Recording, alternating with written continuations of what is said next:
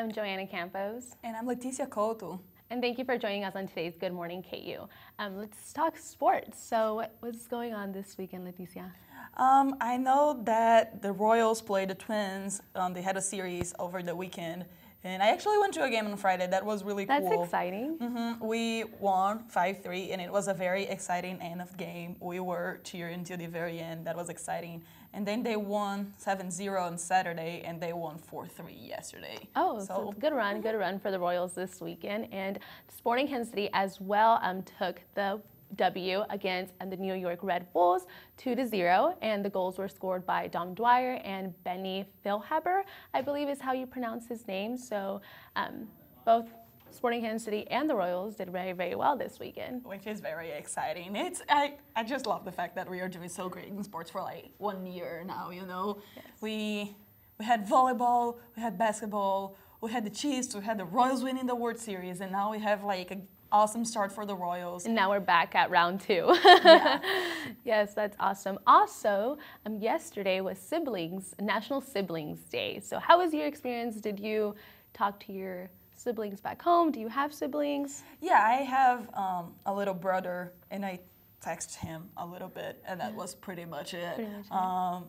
Did you post like a photo on social media? Or? I looked for it, but I could not find it. Same. Yeah. Same. I have an older sister and 2 older brothers as well, and I did not find a recent picture where there's all 4 of us, which is kind of sad. But yeah, I texted them. Thanks for loving me. Yeah, but if you look at Twitter and social media in general, there were really cute pictures. I saw so many baby pictures, and I was just like, oh, this is adorable. People are so good at being family. Oh yeah, oh yeah. I had to use National Siblings filter on Snapchat. So at one of my meetings last night, I face swapped with one of the girls on our exec team.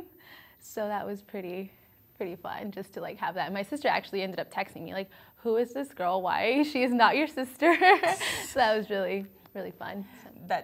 That's fair. And the face swapping thing, I don't know about you, but I just think that's creepy. It's so creepy, yeah. But it's so funny. I've seen several of them, like the Kardashians, just how alike they look. Don't judge me, guys, for having them on my Snapchat. But yeah. Well, that's pretty much it for today. And stay with us for our interview segment with Joanna. She has a special guest for us. Where you go to college makes a statement about you. This place will become a part of you, your identity for life.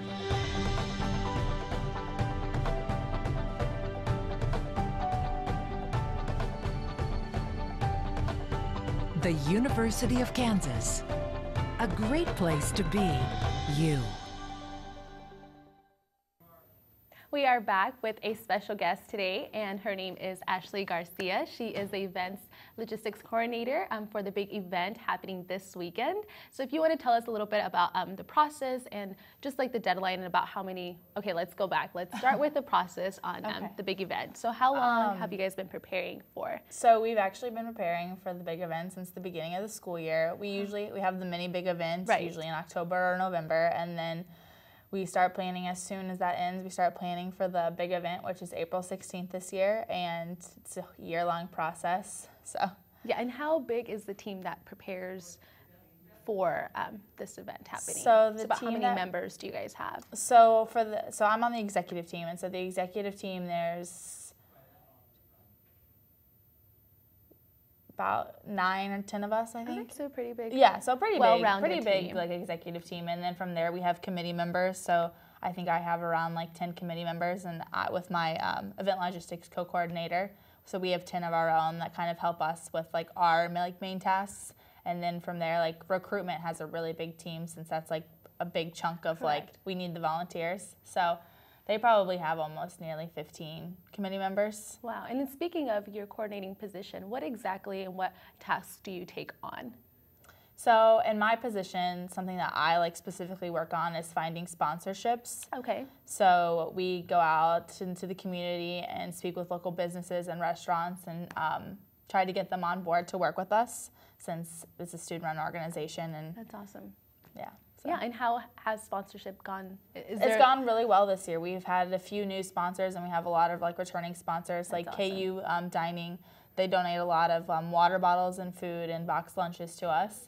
Some other main, the grocery stores are always a big. Hy-Vee, they usually donate water bottles and granola bars and stuff like that. And then also we worked with Prairie Patches and Jimmy John's for our button discount during the week, and they gave discounts if you're a Bradley, and then you got like a free that's awesome. chips and drink when you ordered a sandwich. That's so great just to see, the community. This is, about KU students giving out to the community, but also the community putting in their side, you know, of helping out. And what is there to, I guess like my question now would be about how many volunteers do we have? Do you have an estimate number of how many we're expected to see out there on Saturday night? So our goal is 4,000 volunteers. That was our goal this year, and I think we've come pretty close to that, if not reached it. And they'll be out there on April 16th from 8 to 2, and it'll be a good time. Yes, and so the big event, let's kind of backtrack and explain, what is the big event at KU? So the big event is a way for the KU campus students, staff, and faculty to give back to the Lawrence community. It's a huge day, 10 to 2, where they go out and volunteer, and they're generally raking leaves or painting or cleaning, whatever that they can do to help the homeowners in Lawrence. Yeah, and how do you guys break up those organizations? Is in the application, is there, organizations' interest on what they want to volunteer, or is it just kind of up to you guys as the exec team into assigning them where to go out in the community? So when they sign up, they usually volunteer or sign up with their student organization, whether it be a fraternity or another campus organization. And based upon how many volunteers they have that they sign up with, and we usually match them. That's awesome. And have you been a part of the big event before? Yes, this is my 3rd year with the big event. Wow, that's awesome. And how has your experience been? I love it. I love being able to bridge the community and KU campus together and giving back. That's awesome. So there you have it.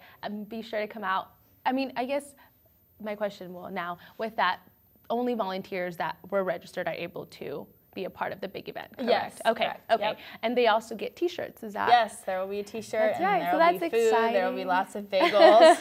That's awesome. So we'll definitely have a recap on how the big event turns out this year, as well as photos from this weekend. And so there you have it. The big event will be April 16th. And if you guys have any questions or have any issues coming up, and let's hope it doesn't rain this year, but you can always tweet at the big event at KU on Twitter. So thank you for having us, and up next we have news.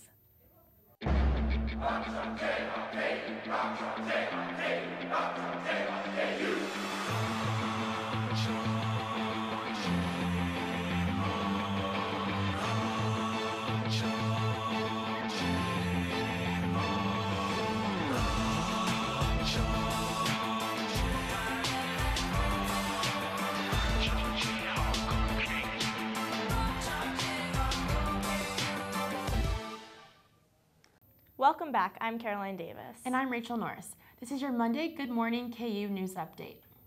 Despite a promise from Donald Trump, the United States will not be bringing back any type of enhanced interrogation techniques, including waterboarding. Central Intelligence Director John Brennan told NBC News on Sunday that he would not support any questionable practice even if a new president demanded it. A former NFL player was killed in a shooting caused by road rage late Saturday in New Orleans. Former New Orleans Saints defensive end Will Smith and his wife were rear-ended in a 3-car accident after a dinner date. After a brief argument, 28-year-old Cardell Hayes allegedly shot and killed Smith and wounded his wife. There's been speculation that the vehicle was targeted because of a prior incident involving Hayes and a police officer who had been at dinner with the Smiths that evening. Deep Purple, Chicago, and Cheap Trick were among 6 bands enshrined into the Rock and Roll Hall of Fame this weekend. A small controversy rose over the inclusion of NWA, who was not generally classified as a rock group. KISS frontman Gene Simmons tweeted his disapproval by asking when Jimi Hendrix would be inducted into the Hip Hop Hall of Fame. Defending champion Jordan Spieth led the Masters for 3.5 days, but shot a quadruple bogey iron in the 12th hole and lost his chance of a repeat. Danny Willett shot a clean final round to take the victory and won his first green jacket. The KU baseball team won the first game on Friday, but then lost the next 2 on Saturday and Sunday to lose the weekend series to TCU. The Jayhawks are now 12-18 overall and 2-6 in the conference. KU will host Nebraska-Omaha on Wednesday evening at Holden Ballpark before heading to Austin, Texas to play the Longhorns this weekend. The softball team both swept the North Texas and Georgia Tech this weekend to raise their record to 24-13. The Jayhawks outscored the Mean Green 13-2 in 2 games and thumped the Yellow Jackets 22-1 in another game. KU will take on Texas Tech next weekend at Rock Chalk Park. And that will wrap it up today for the news update. Please keep watching for the cartoon segment. Where you go to college makes a statement about you.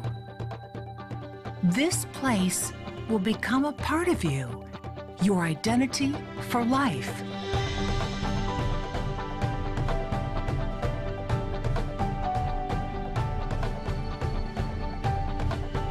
The University of Kansas, a great place to be you. Hello everyone, welcome back to your Monday morning cartoons. And today here we have a special guest, Holden Zimmerman. Hi, thanks Liddy for having me on. Oh, thank you for coming. And today we're gonna talk about the Bechdel test. Holden, could you explain the Bechdel test, please? Yeah, so the Bechdel test, or also the Bechdel-Wallace test, is a test which is a quantitative look at females in film. So it looks at, there are 2 female characters that are named or significant. They have to talk to each other, and it has to not be about men. Wow, you would think that would be easy to pass that test, right? Yeah, well, only about half of all films actually pass the Bechdel test, so not so much.